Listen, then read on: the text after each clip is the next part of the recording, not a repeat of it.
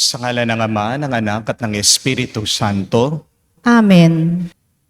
sumainyo ang Panginoon. At sumainyo rin.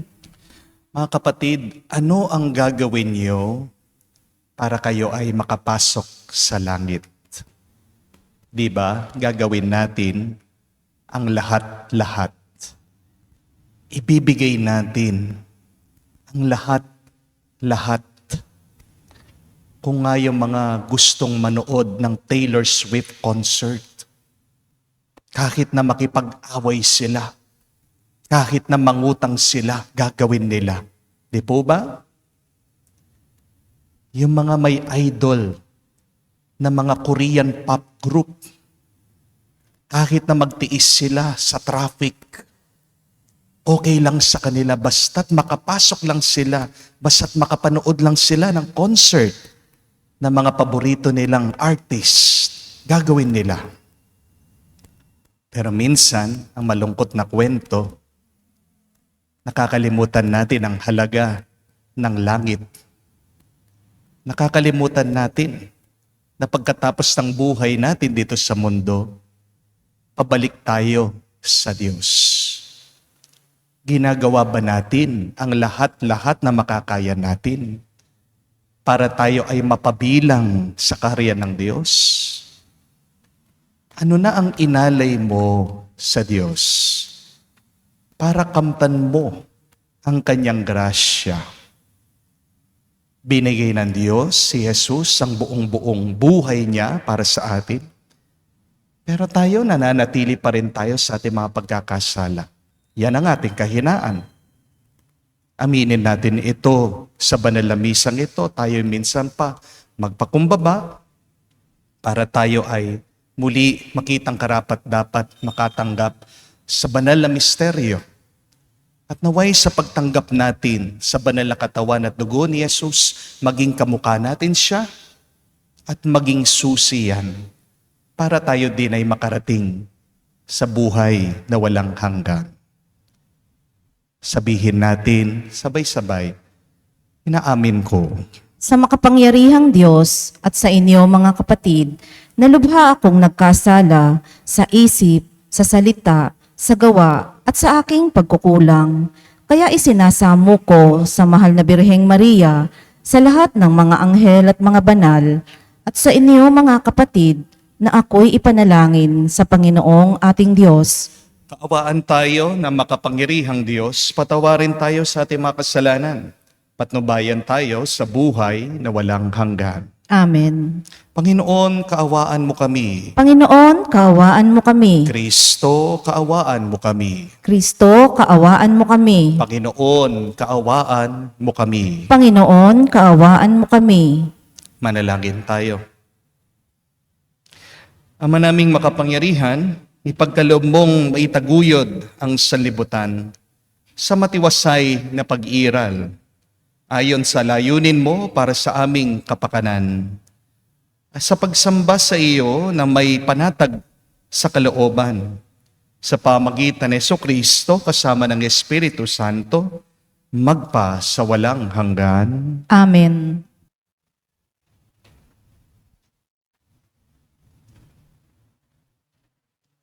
Pagbasa mula sa aklat ni Sirach. Parang nang nag-alay ng maraming handog ang sumusunod sa kautusan, sapagkat ang tumatalima sa mga utos ay para nang nag-alay ng mga handog na pinagsasaluhan. Ang tumatanaw ng utang na loob ay para nang naghandog ng mainam na harina, at ang nagkakawang gawa ay para nang nag-alay ng handog ng pasasalamat. Umiwas ka sa masama at kalulugdan ka ng Panginoon. Mag-ingat kang huwag makaapi at para ka nang nagbayad puri para sa iyong sala. Huwag kang haharap sa Panginoon nang walang dalang anuman, sapagkat ang lahat ng handog na ito ay itinatagubilin ng kautusan. Kapag ang taong matuwid ay nag-alay ng kanyang handog, ang bango ng taba na sinusunog sa dambana ay pumapailan lang hanggang sa luklukan ng kataas-taasan. Kinalulugdan ng Panginoon ang handog ng taong matuwid sa Kanya. Ito'y isang alaala na hindi niya malilimutan. Parangalan mo ang Panginoon ng buong katapatan at huwag mong panghinayangan ang mga unang bungang inihahandog mo sa Kanya. Ialay mo ang iyong handog ng may ngiti sa mga labi at magbigay ka ng ikapu ng may galak sa puso. Maghandog ka sa Panginoon ng ubos kaya. Maging bukas palad ka sa Kanya gaya ng ginawa niya sa iyo. Ang Panginoon ay masaganang gumanti. Gagantihan ka niya ng 7 ibayo. Huwag mong susuhulan ang Panginoon, sapagkat di siya tumatanggap ng suhol. Huwag kang aasa sa handog na galing sa masamang paraan. Ang Panginoon ay Diyos ng katarungan. Wala siyang itinatanging sinuman. Ang salita ng Diyos. Salamat sa Diyos. Ang masunurin sa Diyos ay sasagipin niyang lubos. Ang masunurin sa Diyos ay sasagipin niyang lubos.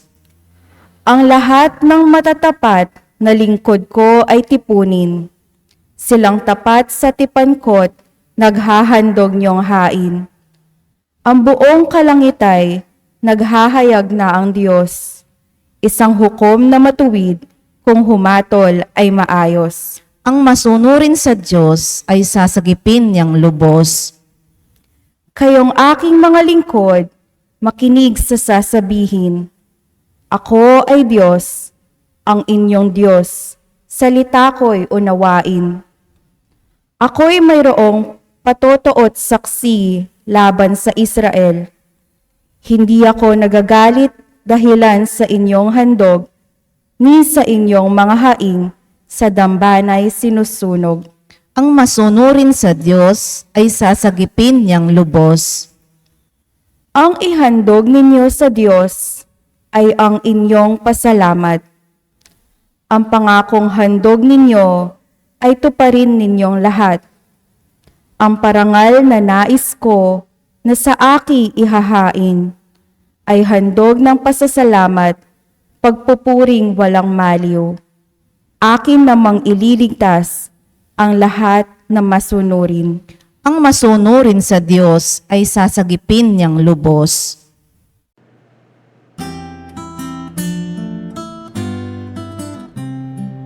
Alleluia, alleluia, alleluia, alleluia, alleluia, alleluia, alleluia, alleluia, alleluia, alleluia, alleluia, alleluia. Papuri sa Diyos Ama, pagkat ipinahayag niya, hari siya ng mga aba. Aleluya, aleluya. Sumainyo ang Panginoon. At sumainyo rin. Ang mabuting balita ng Panginoon ayon kay San Marcos. Papuri sa iyo, Panginoon. Sa panong yun, nagsalita si Pedro kay Jesus. Tignan po ninyo, iniwan namin ng lahat at kami sumunod sa iyo. Sinabi ni Jesus, tandaan ninyo ito, ang sino man mag-iwan ng bahay o mga kapatid, ina, ama, mga anak, mga lupa dahil sa akin at sa mabuting balita, ay tatanggap ng makasadang ang ibayo sa buhay na ito. Mga bahay, mga kapatid, mga ina, mga anak at mga lupa, ngunit may kalakip na pag-uusig. At sa kabilang buhay ay magkakaroon ng buhay na walang hanggan. Ngunit maraming nauuna na magiging huli. At maraming nahuhuli na magiging una. Mga kapatid, ang mabuting balita ng ating Panginoon. Pinupuri ka namin, Panginoong Heso Kristo. Magandang araw po muli sa inyong lahat. There are 4 wealth in this world. One is time, the other is money, the third is knowledge, and the fourth is health. Kaya kung gusto niyo pong magkaroon ng isa sa mga kayamanan na ito, kailangan mong magbayad gamit ang ibang kayamanan mo. In order to receive one wealth, you must give up, you must pay up, you must trade with the other wealth in your life. Halimbawa po, kung gusto mong maging matalino, kailangan kang magbayad ng oras at ng pera. Di po ba? Yan yung kailangan sa eskwela. Kung gusto mong magkaroon ng oras na makapagbakasyon, kailangan mong magbayad gamit ang pera. Di po ba? Mas marami kang pera, mas marami kang oras para sa sarili mo, para sa iyong pamilya. Hindi po ba? Kung gusto mo naman ng kalusugan, kailangan ipagpalit mo ang iyong oras at pera. Oras, kailangan kang mag-exercise. Pera, kailangan kang magbayad, bumili ng vitamins o ng gamot. At kung gusto mo ng pera, kailangan mo ng katalinuhan. Kailangan mong ipagpalit ang iyong oras at kalusugan. Di po ba? Ang tunay na mayaman naman, tandaan niyo po, nasa kanya ang 4 na ito. Ang tunay na mayaman ay may oras, katalinuhan, kalusugan, at pera. Amen? Minsan, marami iniisip nila dahil may pera na sila, akala nila mayaman na sila. But remember this, my dear friends, there are people who are so poor that all that they have is money. Kapatid, tandaan niyo po, kahit na wala kang pera, kahit na marami kang utang, basta't meron ka pang oras, kalusugan, at katalinuhan, mayaman ka pa rin. Amen? Walang kwenta ang pera mo kung wala ka ng buhay. Di po ba? Walang halaga ang pera mo kung wala kang katalinuhan. Kung hindi mo naman alam gamitin ang pera mo, mauubos lang yan. At hindi ka tunay na mayaman kapag wala ang Diyos sa buhay mo. Amen? Dahil ang mayaman na walang Diyos ay isang tao na may pera pero walang grasya sa buhay niya. Kapatid, huwag kang magsisi kung isusuko mo ang pera at kayamanan mo para ipagpalit mo sa tuwa, kapayapaan, kalusugan, at buhay na walang hanggan. We should be ready in our life to sacrifice the good for the best. Amen? Mga kapatid, don't ever think that having a house, having a family is the best that life can offer. Yung bahay, maluluma din yan. Yung pamilya, mag-aaway-away din yan. Di po ba? Kapatid, may mas mabuti pa kaysa sa pagkakaroon ng bahay at ng pamilya. When you think something is the best, other than God, be warned, be careful.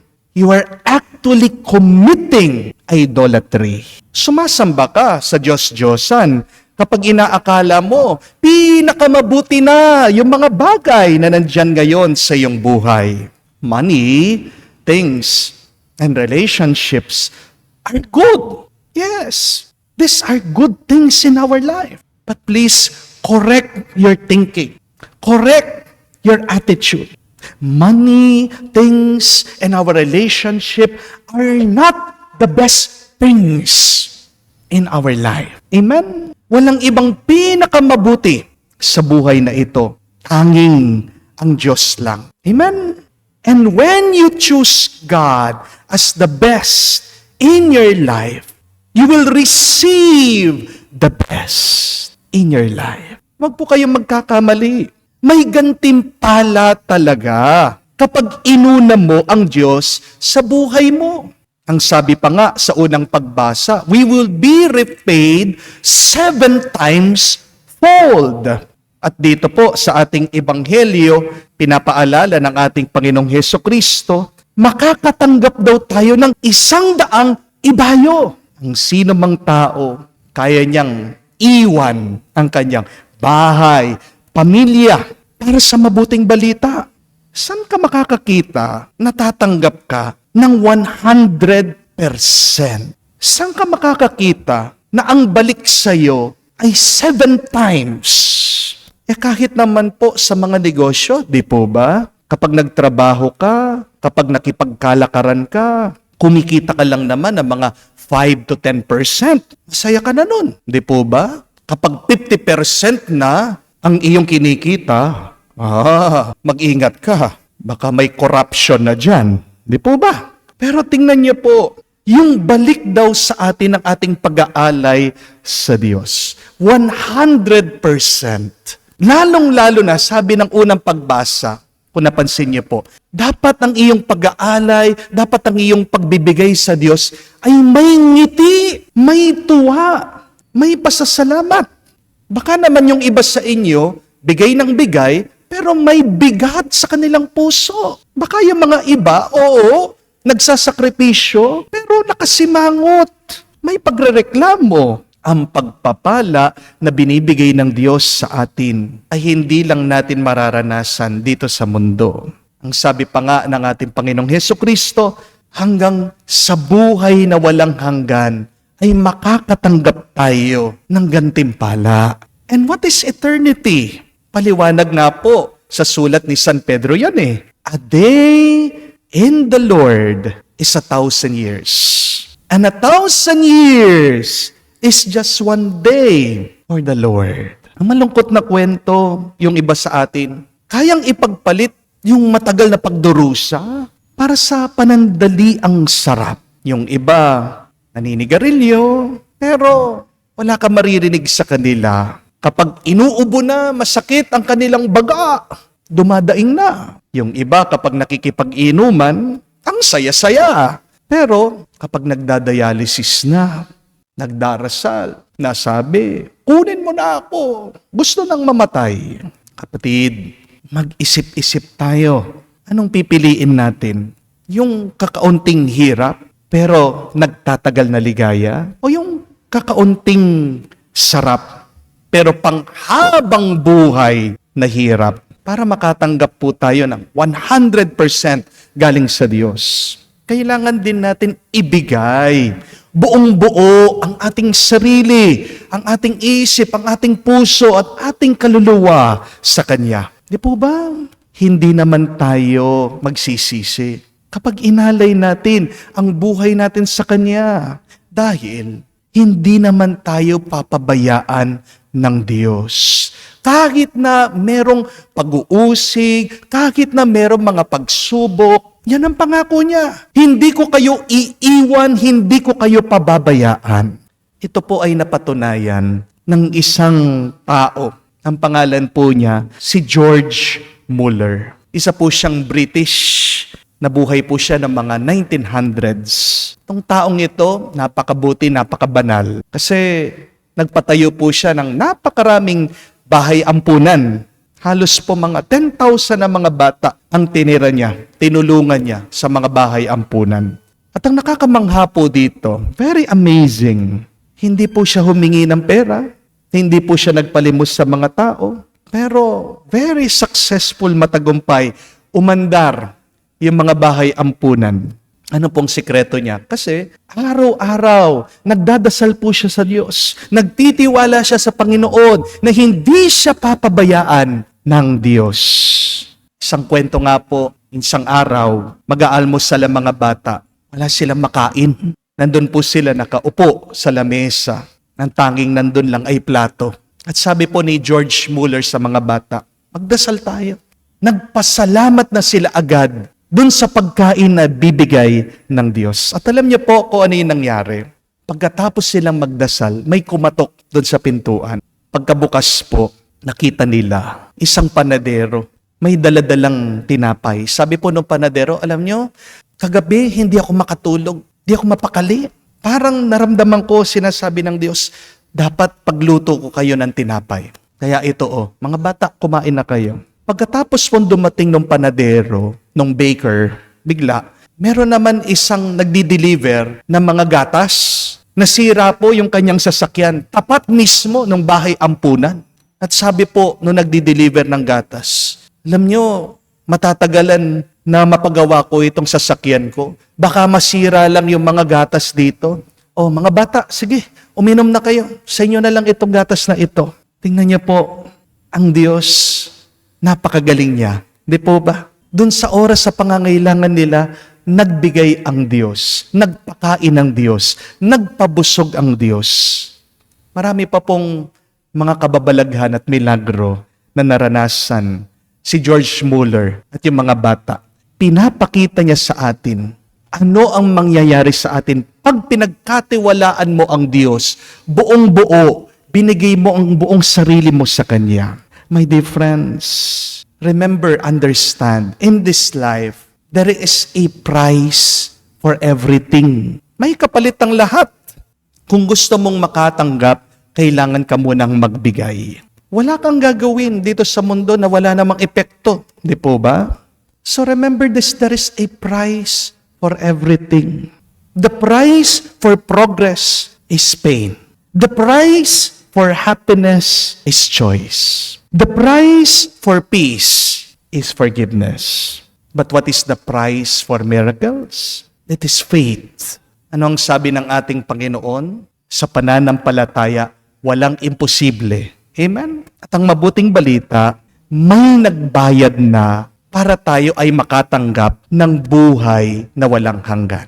May nagbayad na para sa atin, para tayo ay pagpalain. At ito ang ating Panginoong Hesukristo sa pamamagitan ng kanyang sakripisyo sa krus. Sana wag naman natin sayangin ang sakripisyo ng ating Panginoong Hesukristo na ginawa niya sa Kalbaryo.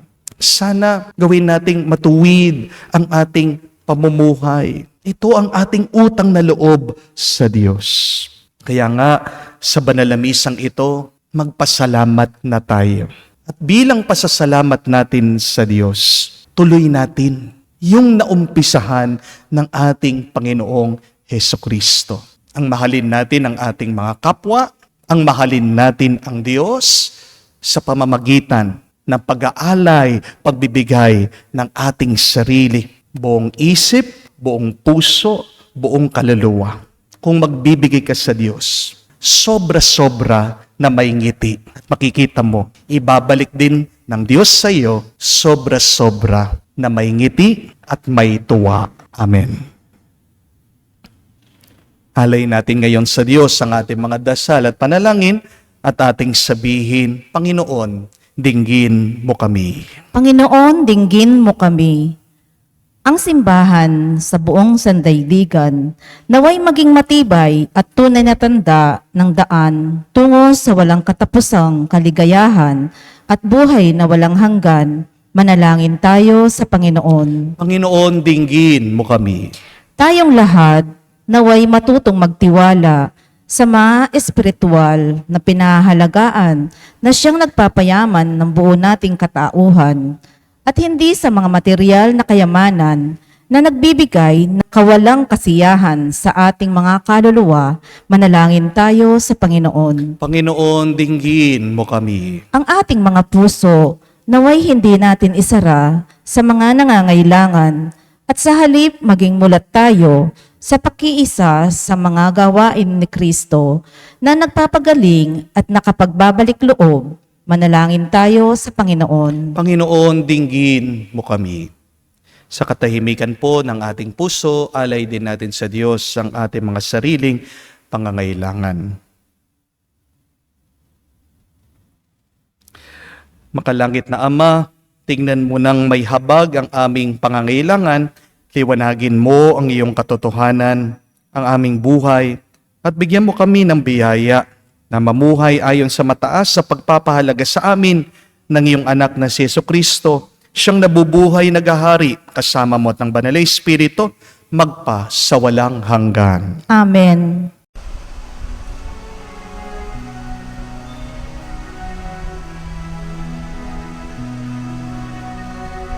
Aming ating alay na ito, ang tinapay na nagmula sa pagpapala mo, at tanggapin ang alak na ito, inuwing inihain sa'yo.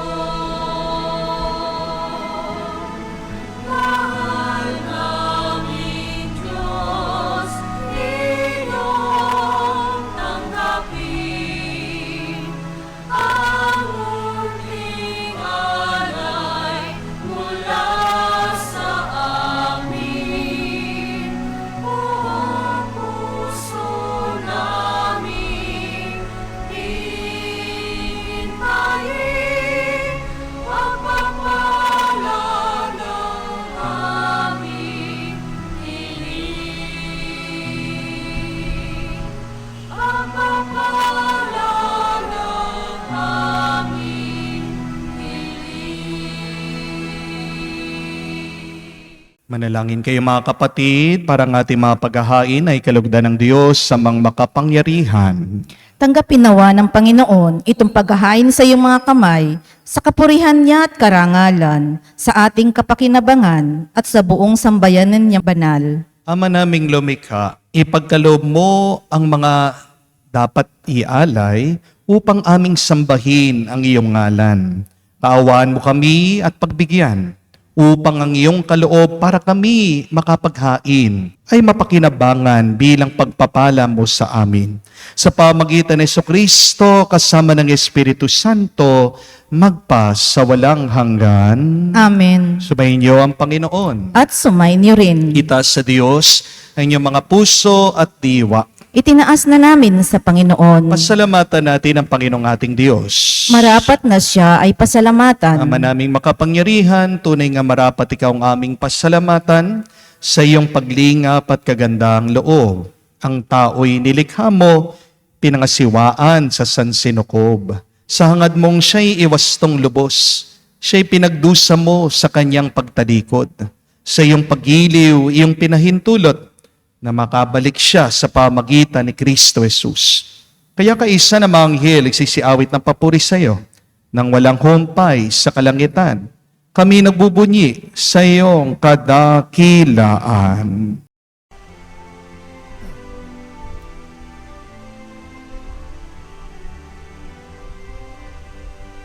Santo, Santo, Santo, Panginoong Diyos ng mga hukbo, napupuno ang langit at lupa ng kadakilaan mo.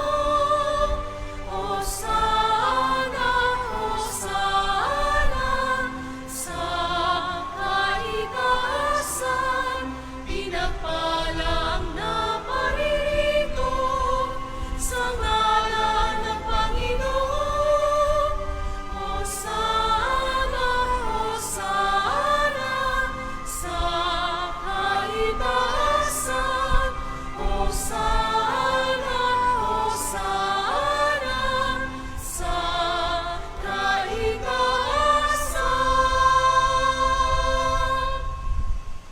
Ama naming banal, ikaw ang bukalanta ng kabanalan. Kaya't sa pamagitan ng iyong Espiritu, gawin mong banal ang mga kaloob na ito, upang para sa amin, maging katawan at dugo ng aming Panginoong Heso Kristo. Bago niya pinagtiis ang kusang loob na maging handog, hinawakan niyang tinapay, pinasalamatan kanya. Pinaghati-hati niya iyon, inabot sa kanya malagad at sinabi, tanggapin ninyong lahat ito at kanin. Ito ang aking katawan na ihahandog para sa inyo.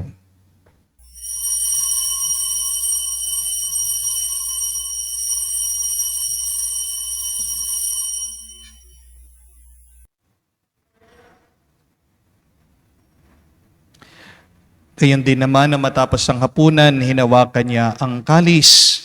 Muli kanyang pinasalamatan. Inabot niya ang kalis sa kanyang malagad at sinabi, "Tanggapin ninyong lahat ito at inumin. Ito ang kalis ng aking dugo, ng bago at walang hanggang tipan. Ang aking dugo na ibubuhos para sa inyo at para sa lahat. Sa ipagpapatawad ng mga kasalanan, gawin ninyo ito sa pag-alaala sa akin."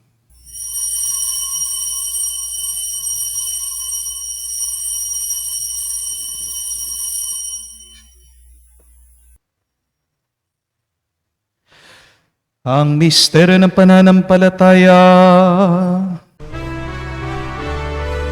Aming ipinahayag na namatay ang iyong anak, nabuhay bilang Mesiyas at magbabalik sa wakas para mahayag sa lahat. Ama, ginagawa namin ngayon ang pag-alaala sa pagkamatay, muling pagkabuhay ng iyong anak. Kaya tinialay namin sa iyong tinapay nagbibigay buhay at ang kalis na nagkakalob ng kaligtasan. Kami nagpapasalamat dahil kami yung minarapat na tumayo sa harap mo para maglingkod sa iyo.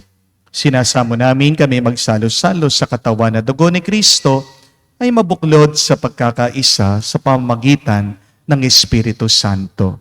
Amalingapin mong iyong simbahan, laganap sa buong daigdig, puspusin mo kami sa pag-ibig. Kay isa ni Francesco, ang aming Papa, Florentino, aming Arsobispo at ng Tanang Kaparian. Alalahanin mo rin ang aming mga kapatid na nahimlay, may pag-asang sila'y muling mabubuhay. Gayon din naman lahat ng mga pumanaw. Kawan mo't sila't patuloyin sa iyong kaliwanagan. Kawan mo at pagindapatin kaming lahat na makasalo sa iyong buhay na walang wakas. Kaisa na mahal na Birhen Maria, Ina ng Diyos. Kaisa ni San Jose, ang kanyang malwalhating esposo. Kaisa na mga apostol, lahat ng mga banal, na namuhay dito sa daigdig na kalugod-lugod sa iyo. May pagdiwang nawa namin ang pagpupuri sa ikararangal mo sa pamamagitan ng iyong anak, aming Panginoong Heso Kristo. Sa pamamagitan ni Kristo, kasama niya at sa Kanya, ang lahat ng parangal at papuri ay sa iyo, Diyos Ama, makapangyarihan, kasama ng Espiritu Santo, magpasawalang hanggan.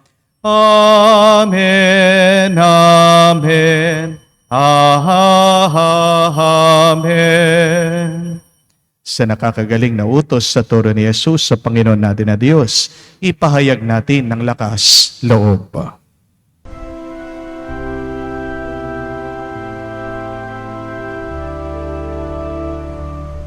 Ama namin, sumasalangit ka, sambahin ang ngalan mo, mapasa amin ang kaharian mo, sundin ang loob mo dito sa lupa para nang sa langit.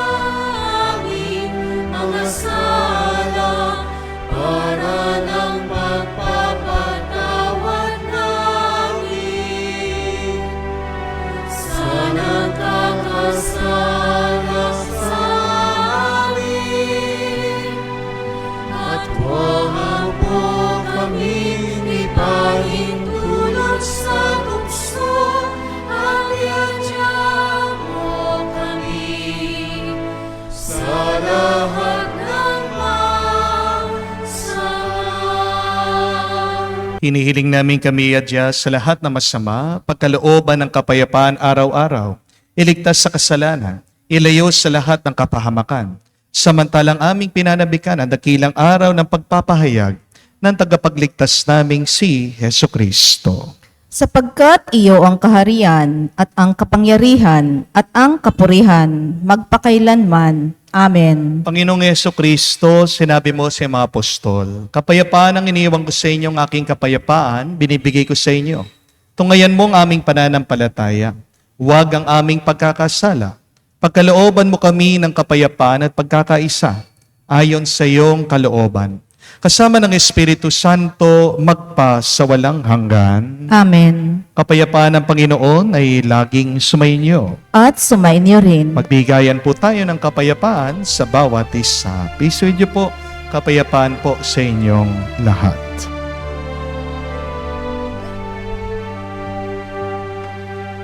Cordero ng Diyos na nag-aalis ng mga kasalanan ng sanlibutan, maawa ka sa amin. Maawa ka sa amin. Cordero ng Diyos na nag-aalis ng mga kasalanan ng sanlibutan, maawa ka sa amin. Maawa ka sa amin. Cordero ng Diyos na nag-aalis ng mga kasalanan ng sanlibutan, ipagkaloob mo sa amin ang kapayapaan.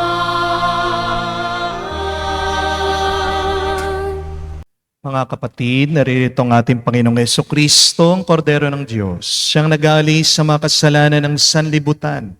Mapalad tayong lumalapit sa piging ng Kordero. Panginoon, hindi ako karapat-dapat na magpatuloy sa iyo, ngunit sa isang salita mo lamang ay gagaling na ako.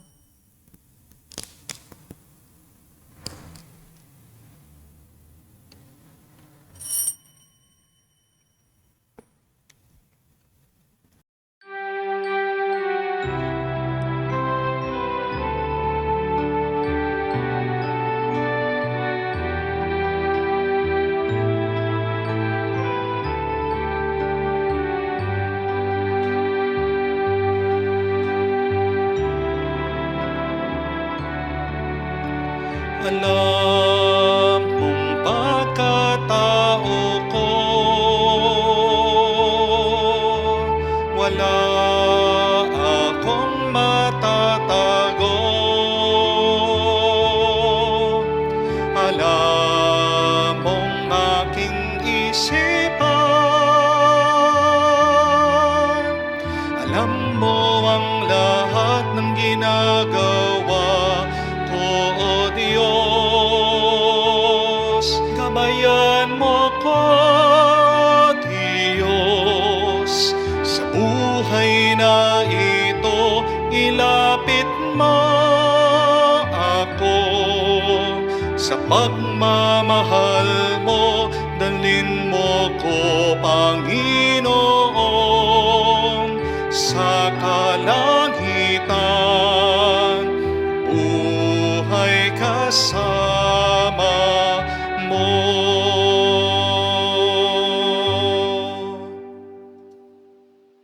Manalangin tayo. Ama naming mapagmahal, kami iyong pinapakinabangan ay iyong kaawaan upang ang aming pinagsaluhan ay magdulot ng aming pakikilahok sa iyong buhay na hindi matatapos. Iniluluhog namin ito sa pamagitan ni Kristo kasama ng Espiritu Santo magpa sa walang hanggan. Amen. Mga kapatid, wag na wag niyong sasabihin sa sarili niyo, kayo ay kawawa. Dahil sa totoo lang, mayaman tayong lahat. Baka sinasabi mong mahirap ka dahil iba lang ang iyong pag-unawa, iba lang ang iyong paningin sa kung ano ang kayamanan sa buhay mo. Remember, wealth is not only money, but wealth is also your time, your health, and your intelligence. Pero mapapasayo ang lahat ng kayamanan dito sa mundo at higit pa kapag nasa iyo ang Diyos. There is a price for everything. Kung gusto mong magtagumpay, kailangan mong magsakripisyo, kailangan mong disiplinahin ang iyong sarili, kailangan mong magtrabaho. Hindi po ba? Kung nagpapakasarap ka ngayon, may kapalit yan. Merong hirap sa kinabukasan. Pero maaaring may mga iba sa inyo magtatanong, Father, hindi naman ako nagpakasarap, pero bakit meron akong hirap? Hindi naman ako naninigarilyo, pero bakit ako'y may cancer? Hindi naman po ako nagbibisyo, umiinom, pero bakit ako ay nagdadialysis?